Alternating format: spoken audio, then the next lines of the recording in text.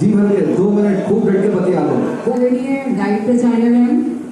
वरिष्ठ डाइट प्रवक्ता sir, diet mentors, SRG महोदय, ARPs और सभी ऊर्जावान शिक्षक संकुलों को सुमन सिंह शिक्षक संकुल जो कि प्राथमिक विद्यालय भैंसिया में हेड टीचर है उनका नमस्कार। और इसी कड़ी में जो 10 पॉइंट टूल किट है उसमें हम सेकंड पॉइंट को थोड़ा सा और डिस्कस करेंगे कि शिक्षकों के बीच कक्षा आवंटन और कार्य विभाजन, जो कि हमने अपने विद्यालय में भी किया, प्रयोग किया और उसका बहुत ही पॉजिटिव रिजल्ट भी आया।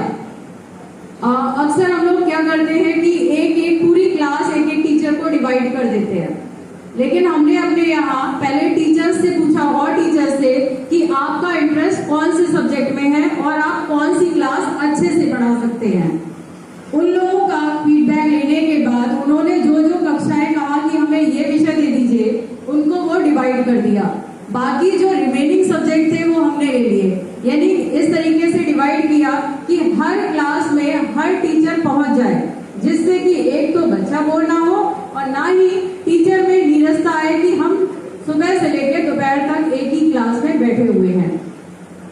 साथ ही साथ कोशिश ये भी की कि पीरियड्स ऐसे लगाए जाए कि एक टीचर अगर रिटन वर्क पे काम कर रहा है, बच्चों को समझाने पे काम कर रहा है, तो दूसरा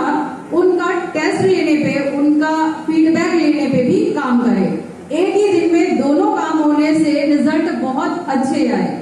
साथ ही साथ टीचर्स की प्रॉब्लम्स को भी जाना, डेली उनसे ये पूछा लास्ट में कि आपको कोई समस्या तो नहीं आ रही, कोई बच्चा ऐसा तो नहीं छूट रहा जो कि घर से वर्क करके नहीं लाता हो। तो उसमें भी डेली 1 या 2 बच्चे ऐसे निकल के आ जाते हैं जो कि वर्क करके नहीं लाते हैं। उनके लिए एक दूसरा प्रावधान किया कि उन बच्चों के नेम खुद लेने के बाद में डेली अगर किसी बच्चे का आ रहा है कि उसने काम नहीं किया है तो उनके पेरेंट्स को हम कॉल करते हैं, हम बैठते हैं, वो पेरेंट्स होते हैं, बच्चे को बुलाते हैं और साथ ही वो सब्जेक्ट टीचर को भी बुला लेते हैं। केवल 2 से 5 मिनट का कन्वर्सेशन होता है और वो प्रॉब्लम वही शॉर्ट आउट हो जाती है। तो इस तरीके से कार्य विभाजन जो किया तो उसमें बहुत अच्छे रिजल्ट भी आए। नेक्स्ट है सामुदायिक सहभागिता, जिसमें कि अभी दिवाकर सर ने भी काफी डिटेल में बताया और ये बाकी बहुत ही अहम पहलू है, क्योंकि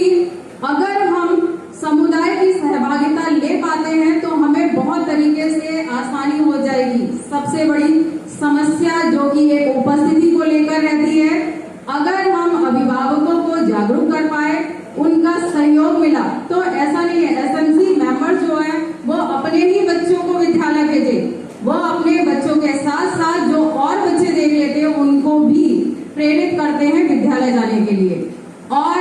हमने जो अपने विद्यालय में किया कि बीच बीच में जो मीटिंग की, उसका रिजल्ट यही आया कि जो दूसरे गांव के अभिभावक भी हैं जिनके बच्चे विद्यालय में नहीं भी पढ़ते हैं, तो वो भी बच्चों को मोटिवेट करते हैं विद्यालय जाने के लिए।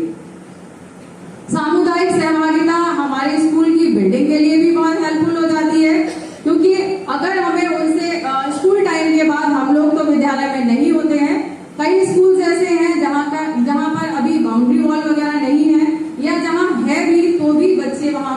बाउंड्री वॉल को क्रॉस करके अंदर आ जाते हैं और कहीं ना कहीं क्षतिग्रस्त करते हैं। या जो पेड़ पौधे हैं,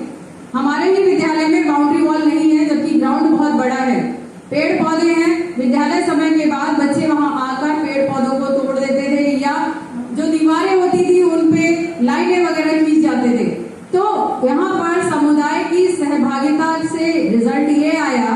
कि जो पेड़ पौधे अगर बच्चे कोई नुकसान भी पहुंचा रहे हैं तो पेरेंट्स बीच में 1-2 राउंड स्कूल की तरफ लगाने लग गए और आज की डेट में विद्यालय में पेड़ पौधों को कोई क्षति नहीं पहुंचती और ना ही हमारे स्कूल की बिल्डिंग को, जबकि वहां पर बाउंड्री वॉल नहीं है। आगे के पॉइंट्स जो कि प्रीति मैम के द्वारा